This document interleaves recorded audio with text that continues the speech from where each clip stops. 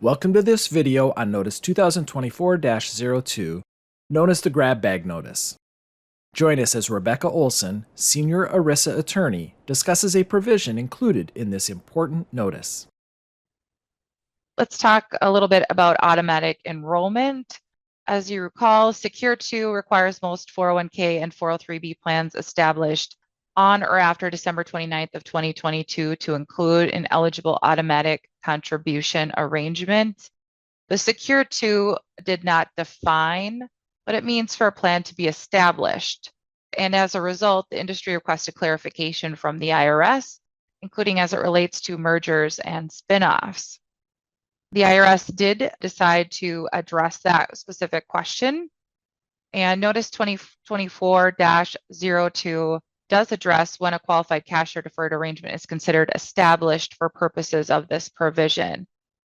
So a qualified cash or deferred arrangement is going to be considered established on the date the plan terms providing for 401k deferrals are initially adopted. And this is the case even if the plan terms providing for the 401k feature are effective after the adoption date. So for example, if an employer adopted a plan that included a qualified cash or deferred arrangement on October 3rd of 2022 with an effective date of January 1st, 2023, then the qualified cash or deferred arrangement would have been established on October 3rd, 2022 before December 29th, 2022, even though the 401k feature was not effective until after December 29th of 2022. It's a little bit different when we're talking about 403b plans, and that's likely due to the fact that they are required to have that deferral feature. So Section 403b plans are going to be accepted from the automatic enrollment requirement if the plan was established before December 29th, 2022, regardless of when that deferral feature is adopted.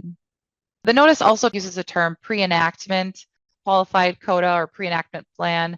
So a qualified CODA or a Section 403b plan that is considered established before December 29th of 2022 is called a pre-enactment qualified CODA or a pre-enactment Section 403b plan. So if it's meeting those establishment requirements before that December 29th date, then we're going to refer to it as a pre-enactment plan.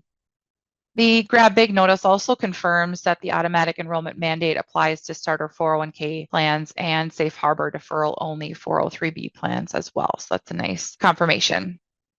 Let's take a look at the application of this provision to mergers. So the merger of two pre-enactment plans results in the ongoing plan being treated as a pre-enactment plan. So you can kind of still see that illustration in the slide there. On the other side of the slide, the merger of a pre-enactment plan and a post-enactment plan is generally going to cause the ongoing plan to be considered a post-enactment plan unless the merger meets one of two exceptions. And this includes certain mergers within the 410b6c transition period. So you can see the details of that in the slide. So what about spin-offs? So if a single employer plan is spun off from a single employer pre-enactment plan, then the spin-off plan is going to retain its pre-enactment status. But what if there's a plan that's being spun off from a plan maintained by more than one employer?